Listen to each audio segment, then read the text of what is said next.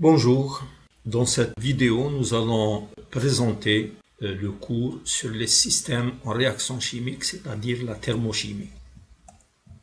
En thermochimie, le système est le siège d'une réaction chimique. Et au cours de la réaction chimique, il y a une modification des liaisons entre les atomes des différentes molécules.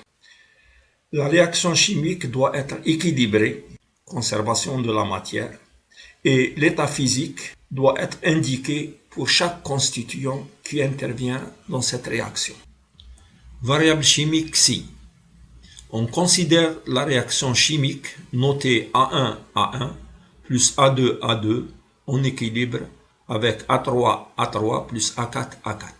Les lettres minuscules représentent les coefficients stoichiométriques.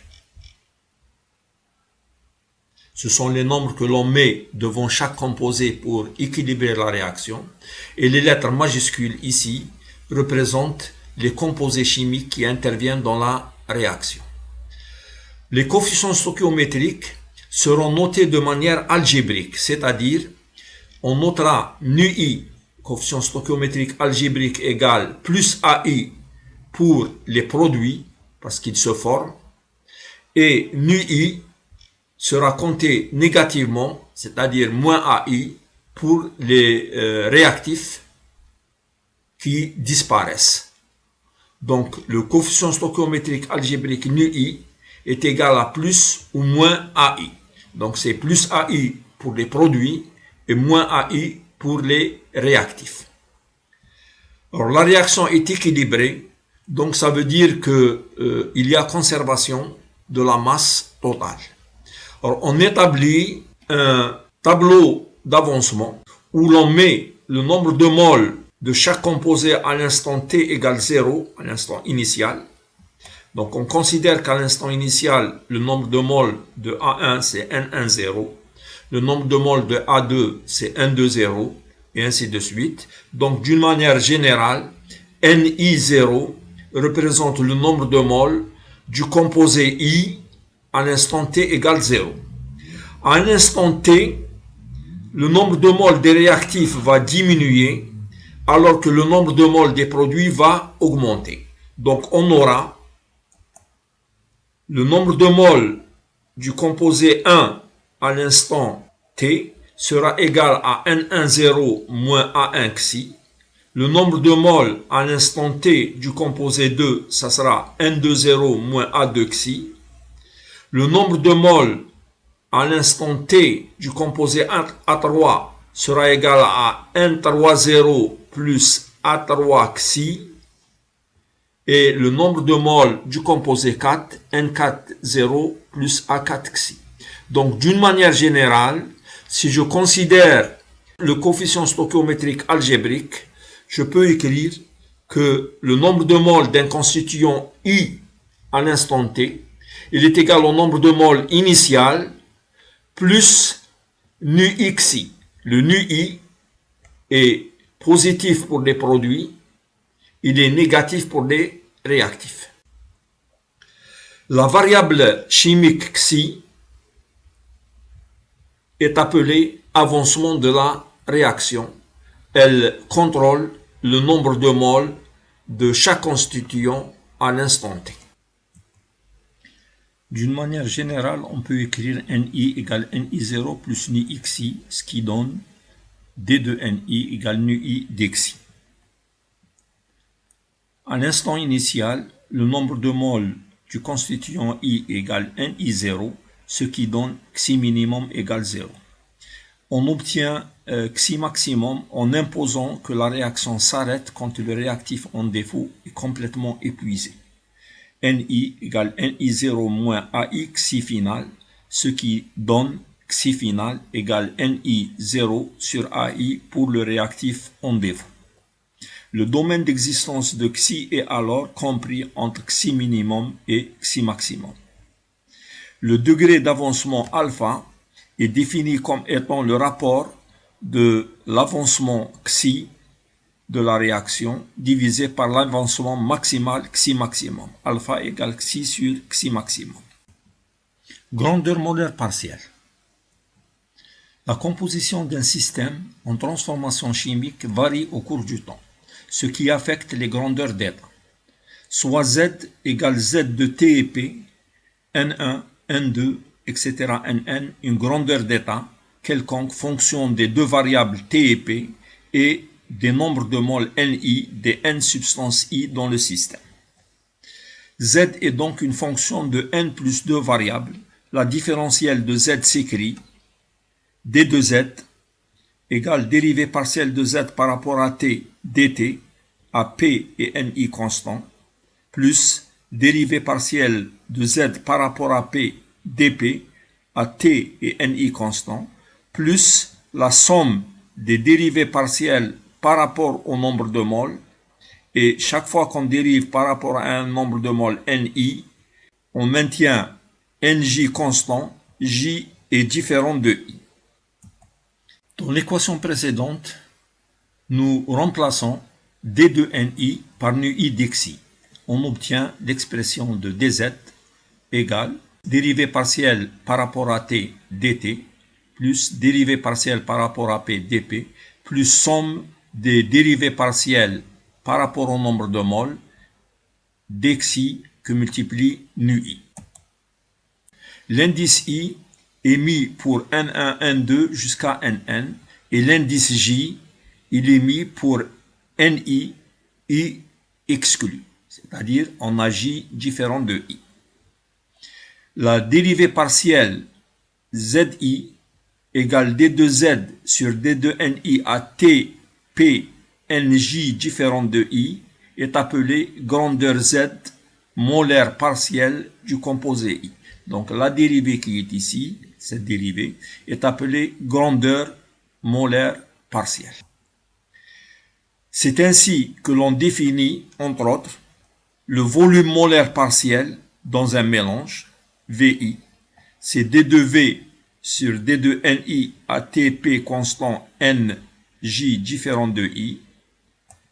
On définit l'enthalpie molaire partielle du composé I dans un mélange et elle est notée Hi égale d de H sur d de Ni à Tp constant Nj différent de I. Grandeur molaire de réaction. Les grandeurs de réaction apparaissent lorsqu'on exprime les grandeurs d'état dans un système de variables T, P, xi, soit Z égale Z de T, P, xi, une fonction d'état. La différentielle de Z s'écrit d de Z sur dt à P xi dt plus d de Z sur dP à T xi constant dP plus d de Z sur dxi à T et P constant dxi. Équation 2. La dérivée partielle d de Z sur dxi à T et P constant est appelée grandeur Z de réaction.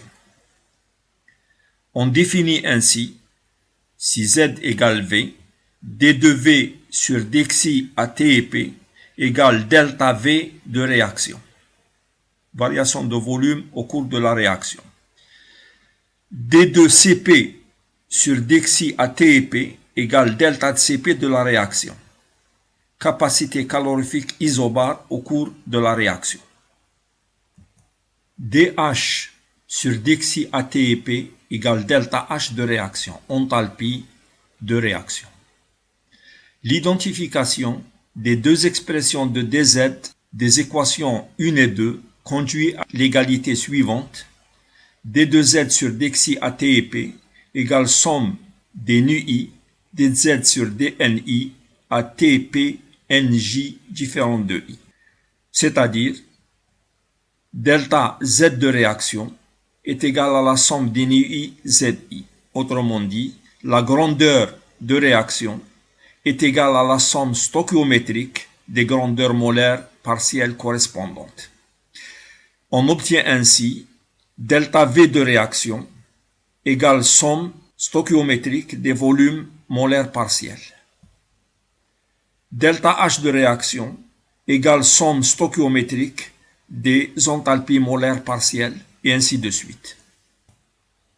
Delta N de réaction égale dN sur dxi à t et p égale somme des NUI. Démonstration. Nous avons vu que NI est égal à NI0 plus NUI xi pour le constituant I. Quand on fait la somme pour tous les constituants, on obtient somme des NI égale somme des NI0 plus somme des NUI xi. Si on dérive cette expression par rapport à xi, on obtient par définition le delta n de réaction. Delta n de réaction égale dérivée de n par rapport à xi à t et p. La dérivée de somme des NI0 est nulle, c'est une constante. Et la dérivée de somme des NUI xi est égale à somme des NUI. Donc, on obtient delta n de réaction égale somme des NUI. Si Z est la masse, on a delta m de réaction, la variation de masse de réaction, est égale à dm sur dxi à t et p. Et cette variation de masse, d'après la formule qu'on a vue, est égale à somme des NUI mi. Ici, mi représente la masse molaire du constituant I qui intervient dans le mélange, et somme des NUI mi égale 0. C'est la loi de Lavoisier, c'est-à-dire la conservation de la masse. Une grandeur standard de réaction est égale à la somme stoichiométrique des grandeurs molaires partielles des constituants du mélange pris dans leur état standard. L'état standard est un état de référence. Nous adopterons pour l'état standard les conventions suivantes. Un gaz pour un gaz, l'état standard c'est le gaz sous 1 bar, pression de référence 1 bar. Pour un liquide, l'état standard c'est le liquide sous 1 bar. Pour un solvant, l'état standard c'est le solvant sous 1 bar. Pour un soluté, c'est la solution molaire sous 1 bar. Et pour un solide, c'est le solide pur sous 1 bar. Donc la pression est à chaque fois fixée à 1 bar. La température de référence n'est pas imposée, sauf indication contraire. Elle sera prise à 298,15 K, c'est-à-dire 25 degrés C. Dans les tables, généralement, on donne les grandeurs de réaction à cette température. Calculons par exemple le delta Cp de la réaction suivante à 298. Carbone graphite plus oxygène gaz dans CO2 gaz. On donne les CPI à 298. Cp du carbone graphite égale 8,64 joules K-1 mol-1. Cp de l'oxygène gaz égale 29,36 joules K-1 mol-1. Cp de CO2 gaz égale 37,13 joules K-1 mol-1. Le delta de Cp de cette réaction, il est égal à la somme des NUI CPI avec NUI égale plus 1 pour CO2, moins 1 pour le carbone graphite et moins 1 pour l'oxygène gaz. Donc les calculs donnent delta de Cp de la réaction égale 0,87 joules K-1 mol-1. Les chaleurs de réaction. Ce sont les quantités de chaleur mises en jeu lorsque seule la variable chimique évolue dans le système fermé. 4.1. Chaleur de réaction à température et pression constante.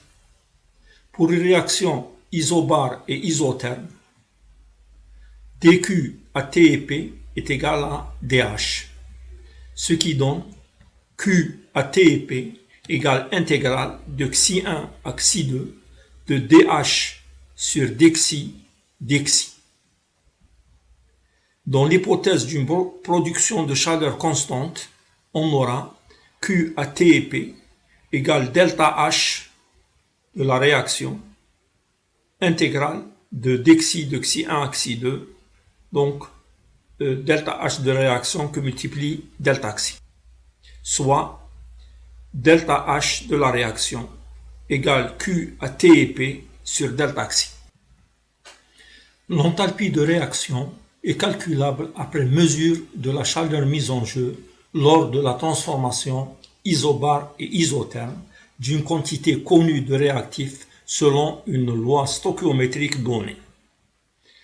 Q à T et P sera compté positivement si l'énergie entre dans le système, réaction endothermique, et négativement si l'énergie sort du système, réaction exothermique. Cas 2. Chaleur de réaction à température et volume constant. Pour une réaction isotherme et isochore, dQ à T et V est égal à du, ce qui donne Q à T et V égale intégrale de xi1 à xi2 de dQ sur dxi à T et P dxi.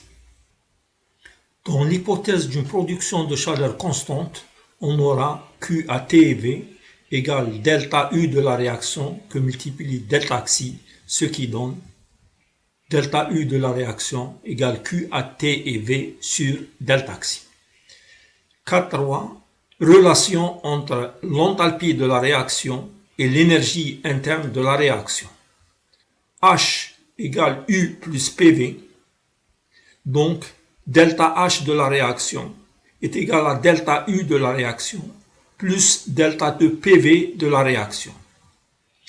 Dans une réaction faisant intervenir des gaz et des corps condensés, c'est-à-dire solides et liquides, on peut scinder en deux le terme delta de PV de la réaction. Donc delta de PV de la réaction égale delta de PV des gaz plus delta de PV des corps condensés. Les corps condensés sont les solides et les liquides. En négligeant delta de PV des corps condensés devant delta de PV des gaz, car les gaz sont beaucoup plus compressibles que les corps condensés, il vient delta de PV de la réaction sensiblement égal à delta de PV des gaz, et en remplaçant PV par nRT, on obtient delta de PV des gaz égale RT delta N gaz.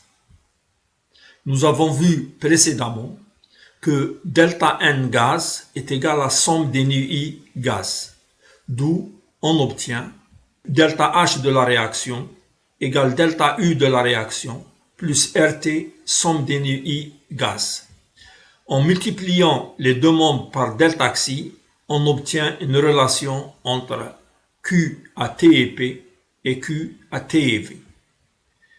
Delta H de la réaction que multiplie delta xi égale delta U de la réaction que multiplie delta xi égale delta xi RT somme des nu I, qui donne Q à T et P égale Q à T et V plus delta xi que multiplie RT que multiplie somme des nu I gaz. 5. Définition de l'enthalpie de formation d'un corps composé. La réaction de formation d'un corps composé est la formation de ce corps à partir des corps simples qui le constituent pris dans leur état standard, c'est-à-dire pression de référence égale 1 bar. État standard. L'état standard correspond au corps pur dans son état le plus stable sous 1 bar. L'état standard se signale par l'exposant 0, par exemple, delta H standard de formation de CO2 gaz et l'enthalpie standard de formation de CO2 gaz. Les valeurs tabulées sont données en général à 298,15 Kelvin. Exemple de réaction de formation du dioxyde de carbone. C graphite plus O2 gaz dans CO2 gaz. Le CO2 est constitué par deux corps simples qui sont le carbone et l'oxygène. L'état standard du carbone, c'est le carbone graphite, et l'état standard de l'oxygène, c'est O2 gaz. Le delta H standard de formation CO2 est égal à moins 393,52 kJ par mol. Remarque, les enthalpies de formation des corps simples, dont leur état standard, sont nulles car d'après la définition précédente, ils se forment à partir d'eux-mêmes. Donc, pour tous les corps simples dans leur état standard, le delta H de formation est nul.